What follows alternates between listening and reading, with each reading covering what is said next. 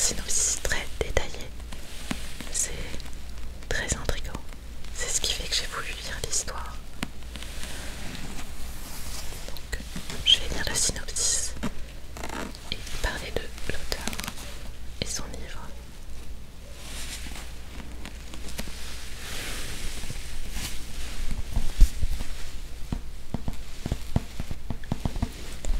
Les scientifiques comme les religieux ne peuvent expliquer ce qu'elle est ni d'où elle vient.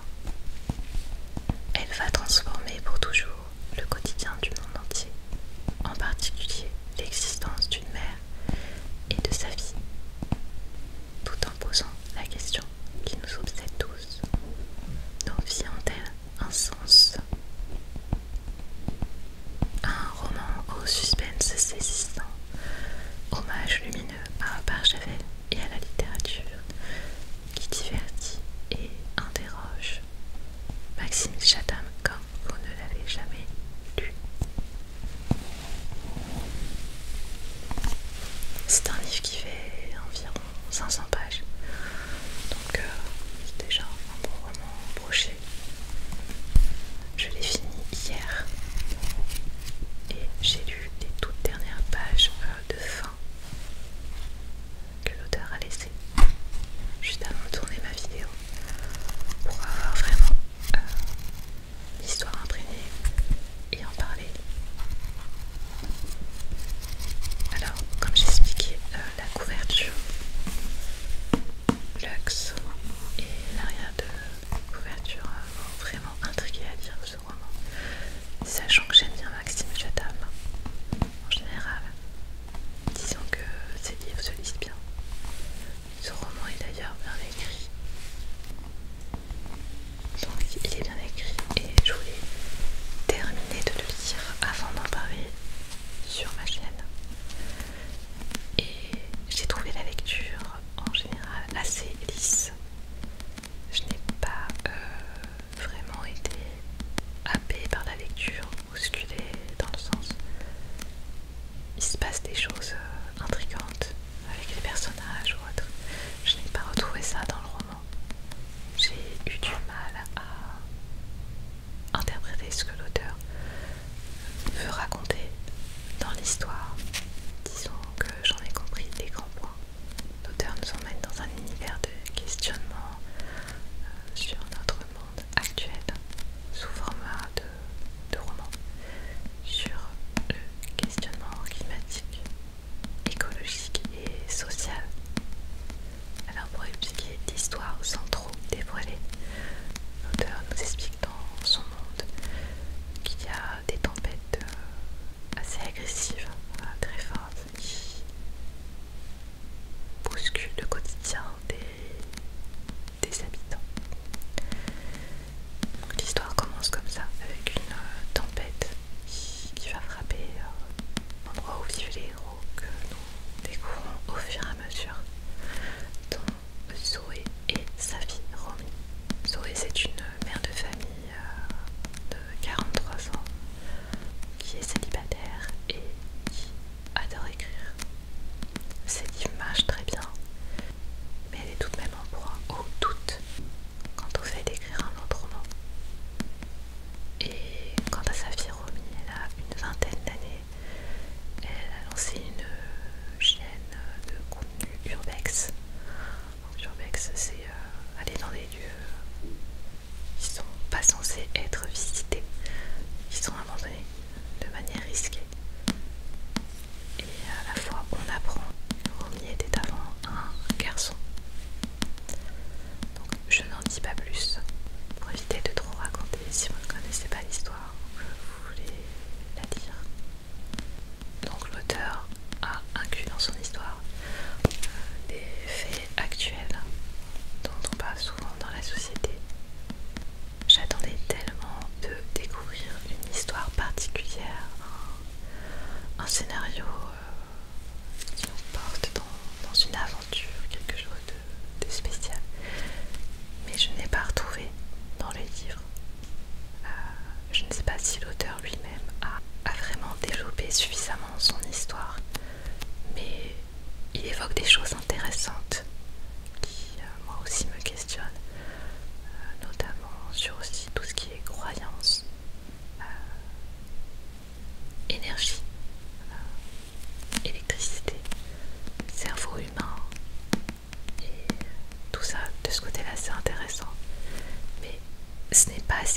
creuser dans l'histoire pour en saisir un sujet intéressant. C'est mon avis de lectrice.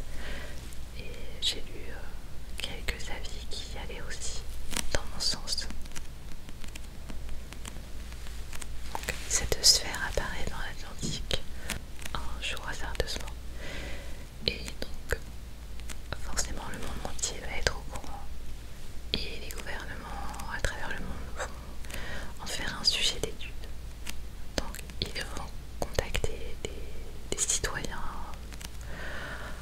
un peu différents les uns les autres pour vivre sur une plateforme un temps donné et étudier plus près cette sphère. Il s'appelle comme ça dans le livre. Je trouvais ça très intéressant, mais une fois qu'on a l'explication sur l'endroit où ils sont et comment cela fonctionne, on retrouve un petit peu la même chose que dans les films de science-fiction. Et voilà, il n'y a pas quelque chose de nouveau dans ce roman qui fait que Maxime Chatham s'est démarqué sur le sujet. La fin est bâclée et je ne sais pas si l'auteur lui-même savait où il voulait finir avec ce roman. J'ai écrit moi-même un roman avec une fin alternative pour laisser au lecteur le choix de se faire son opinion. Mais là, on a du mal à se faire une opinion intéressante puisque on n'a pas saisi tout ce que l'auteur a voulu transmettre par rapport à Sphère et son interaction sur Terre. Enfin, il explique, mais c'est pas non plus... les connexions ne se font pas de manière parlante, je dirais. Je ne sais pas si Maxime Chatham a été poussé à écrire un roman à la va-vite et qu'il avait ce scénario en tête et qu'il a écrit en quelques semaines, quelques mois peut-être. C'est un peu le problème quand on est dans une maison d'édition connue et qu'il faut écrire des romans un peu à la chaîne. Moi je préfère privilégier plutôt le temps et un scénario abouti, complet. Je ne dis pas que l'histoire est mauvaise, mais en résumé je dirais que Maxime n'a pas apporté quelque chose de novateur à ce sujet-là. Peut-être qu'il a surfé sur une vague du moment, mais parfois un auteur célèbre fait aussi un flop avec une histoire, ça arrive, c'est pas grave. Cela dit, je lirai son prochain roman, dernier roman, avec curiosité.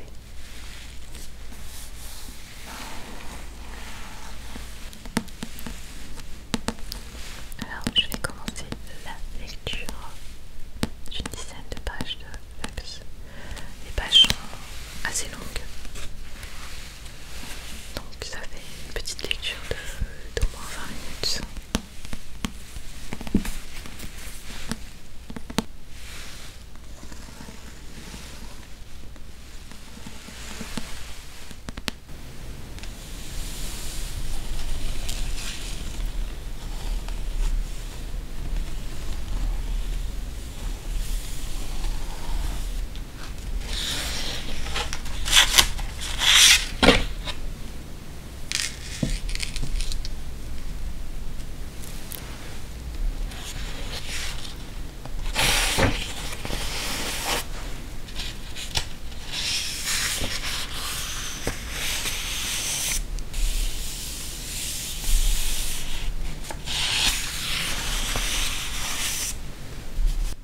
À ma femme, ma vie et mon fils, mes inspirations. À Nona, paradoxalement, ce roman est celui qui te ressemble le plus parmi tous ceux que j'ai pu écrire. Et tu es parti pour toujours, au moment où je l'ai terminé. Le cycle de la transmission. Je te dois beaucoup. Je n'oublierai jamais. À mon père, il y a beaucoup de toi en moi. Et donc, dans mes livres, j'espère que tu es fier de notre travail. Tu vas me manquer, bien plus encore.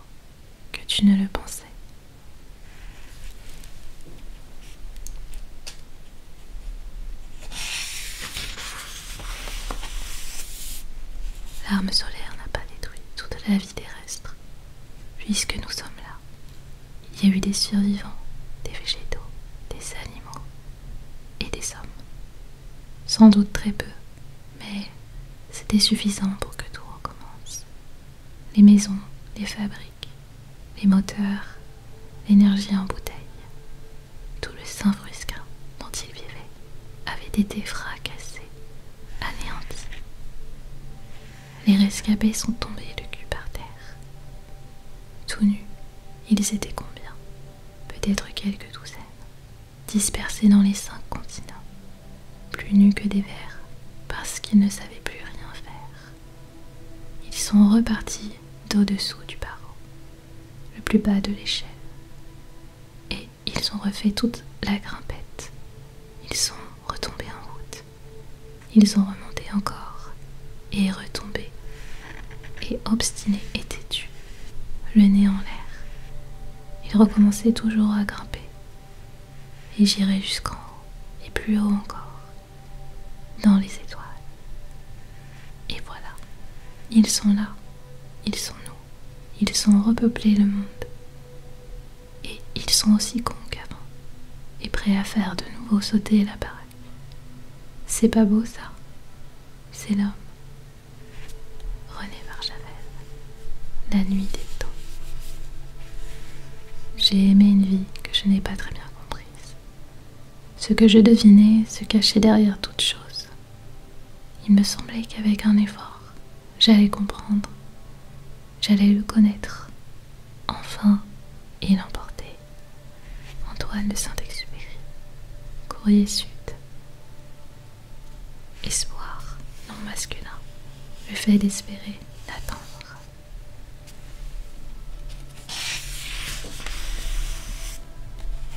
Bientôt.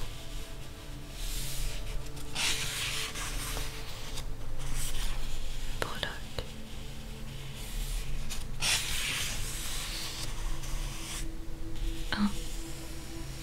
Ses rêves d'enfant s'étaient fracassés contre l'âge adulte, le conte des princesses heureuses, la bienveillance du monde, un mariage solide, avoir au moins 2 enfants, l'épanouissement par le travail idéal.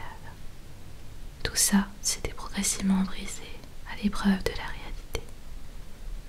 Zoé n'avait pas été épargnée par l'existence, mais qui pouvait se targuer de l'être? Tous ses rêves, sauf un, la grande maison au bord du lac. Gamine, elle passait par cette banlieue prospère, un ghetto de riches, comme le surnommait son père lorsqu'il la conduisait chez son orthophoniste. Il prenait le raccourci qui leur faisait traverser le Vésiné dans sa portion nord, et avec le recul, Zoé réalisa que ce ne leur faisait pas gagner de temps. Son père roulait exprès parmi ses propriétés somptueuses, meulières massives, mansardes trônant devant un bassin en fontaine, bâtisse d'architecte, érigée au milieu d'un jardin à l'anglaise. Il y en avait pour tous les goûts, mais pas pour tous les portefeuilles. La seule explication qu'avait trouvée Zoé à ce qui n'était, au fond, qu'un détour injustifié était que cela plaisait à son père. De l'envie sans aucun doute, au milieu de jalousie, de résignation certainement. Ça pouvait s'entendre à la façon dont il prononçait ghetto de riches, le mépris dans le premier mot, le désir dans le second, le regard lucide et triste.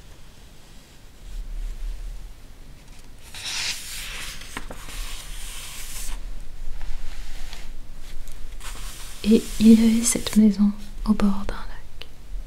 Le Vésiné aux portes de Paris avait cette particularité de noyer son territoire dans les arbres, des coulées vertes un peu partout, où s'épanouissait une jeunesse dorée, des chiens bien dressés, dans l'illusion du bonheur. À présent, Zoé savait que ce n'était qu'un phare destiné à faire croire aux bambins que la vie est merveilleuse. Mais dans ce genre de ville, voulait y croire. On avait les moyens d'y croire. Et il y avait donc ces petits lacs, émergeant en plusieurs points de l'agglomération, parfois cachés, cernés de maisons élégantes, d'autres fois ouverts sur les parcelles de parcs où couraient des silhouettes sportives. Zoé en avait repéré une de maison, donnant sur un lac. Il passait devant chaque mercredi après-midi. La maison Jules Verne, comme elle l'appelait, à cause de son toit en fer biscornu et de sa grande véranda qui ressemblait à l'armature de la tour Eiffel. C'était sa période Phileas Fogg et Capitaine Nemo, tout ce qui ressemblait à ses yeux, à l'ambiance steampunk, fin 19e siècle, était résumé à ses lectures favorites. Elle ignorait pourquoi, mais cette construction la fascinait. Elle était l'incarnation du château de princesse dont elle rêvait. Et puis, le charme bucolique de l'étang qui s'enroulait autour des 2 tiers de son jardin, créant une douve contribuée à la couper du reste du monde. Le père de Zoé avait fini par remarquer son attrait pour cet endroit, et il faisait exprès de ralentir à ce moment de la rue. Zoé n'en perdait pas une miette, et un jour, elle se fit la promesse qu'elle vivrait ici. C'était l'unique rêve de petite fille qu'elle était parvenue à matérialiser grâce à la mort de son futur ex, désormais feu mari. Erwan avait toujours bien fait les choses, à l'exception de leur mariage. Il avait notamment contracté une belle assurance vie. Pourtant, en pleine fleur de l'âge, athlétique, les signaux verts, aucune raison de s'inquiéter. Il payait pour rien, lui répétait Zoé. C'était stupide, un sujet de discorde parmi beaucoup d'autres. Il apprit son cancer lorsqu'ils étaient en plein dans les papiers du divorce. Ce n'était pas un cancer contre lequel il allait devoir se battre. C'était un cancer fourbe qui avait œuvré en douce, dans l'ombre, pour se révéler dans la dernière ligne droite, lorsqu'il n'y avait déjà plus de combat à mener. Erwan se résigna presque immédiatement et il mit un terme à la procédure de divorce. Il passa les 6 derniers mois à pronostiquer de sa vie, qui dans les faits durèrent très exactement 7 mois et 12 jours auprès de leurs enfants, et un peu auprès de Zoé qui dut batailler pour avoir accès à lui, pour l'aider, l'accompagner, et il s'éteignit auprès de ce qui fut sa famille, juste avant la rentrée de septembre. Ce fut d'ailleurs le fruit de leur union qui la convainquit d'acheter la maison du lac au Vésinet, avec l'argent qui est tout cher, même si elle trouvait que c'était une folie, surtout pour une si grande superficie, alors qu'il n'était plus que 2,5. Ils quittèrent leur appartement du 14e arrondissement de Paris à Noé. De toute manière, cet appartement était devenu insupportable. Trop de souvenirs, pas tous bons, loin de là. Et puis la dernière tempête avait ravagé entièrement le parc Montsouris, où ils aimaient aller flâner, leur refuge de verdure dans le béton, la respiration pour René, le Golden Retriever qu'ils prenaient quotidiennement là-bas. Plus rien ne les retenait sur la capitale. 4 ans plus tard, elle était là, assise sur un des hauts tabourets qui ceignait le plan de travail de la cuisine. Leur quartier général. René ronflait sur le flanc, à ses pieds, avec l'absence de dignité des vieux chiens. La tablette ouverte devant elle, Zoé consultait une page internet sur le comblement des rides autour des yeux. 43 ans, l'âge fatidique, se répétait-elle depuis 3 ans. C'était fait, elle avait franchi le cap, plus jamais de retour en arrière possible. Rien que cette saloperie de temps qui allait la bouffer toute crue, ride par ride.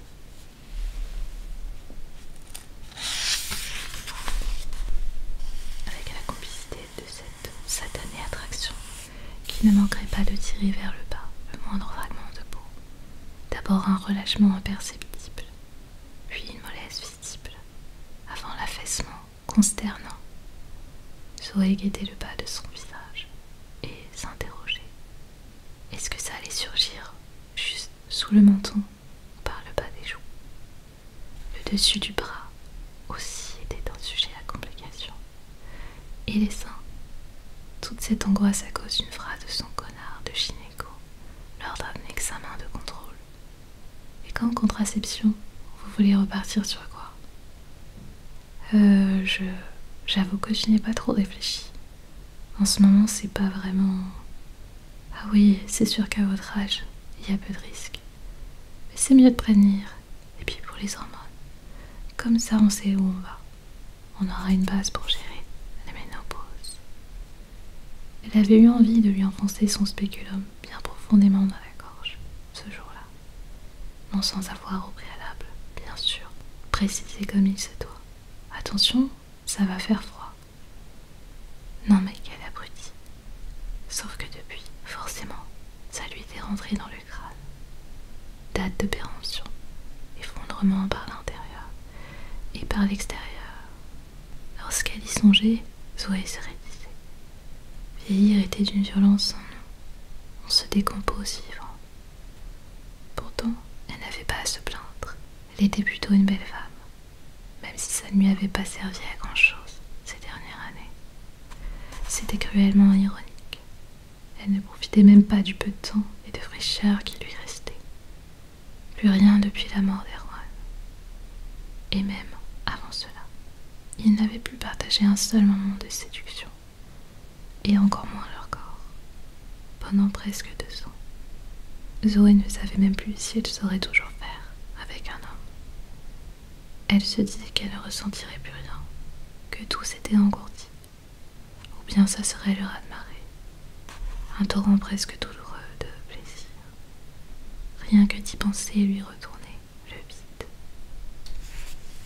Elle tapa dans le moteur de recherche le nom de la dernière crème à la mode pour atténuer les rides, non sans se trouver ridicule d'ainsi céder à ses angoisses superficielles. Le paradoxe de la femme moderne tenta-t-elle de se rassurer lorsqu'un bandeau d'alerte se mit à défiler sur le haut de l'écran.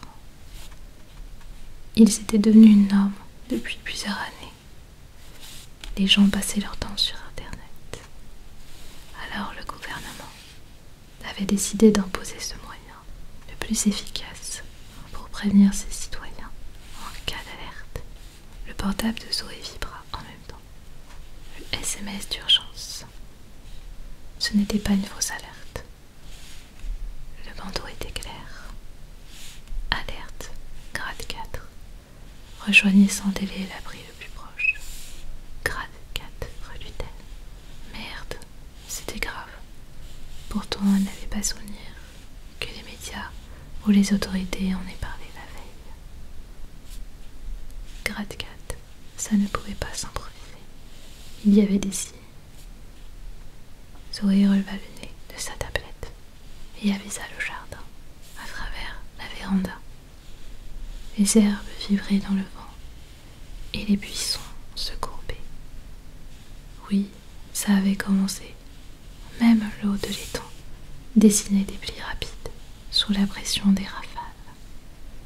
Le plafond de nuages gris était bas. Il étouffait le soleil, comme si la nuit était sur le point de tomber.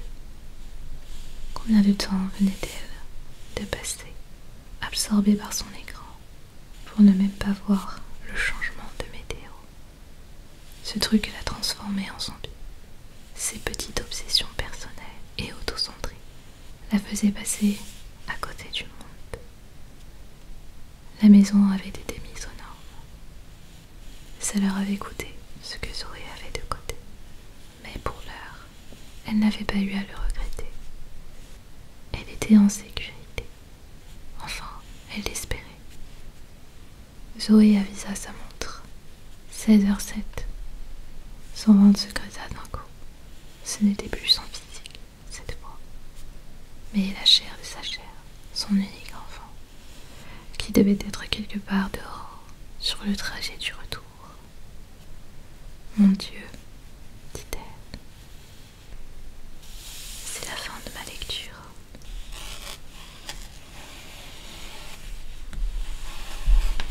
J'espère qu'elle vous a apaisé.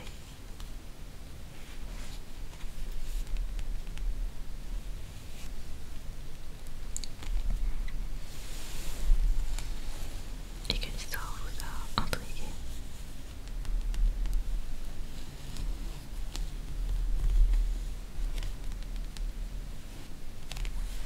Lux, l'univers de Maxime Chatham.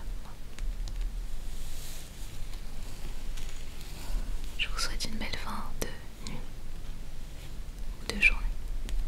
Tout dépend au moment où vous avez visionné la vidéo. À la semaine prochaine.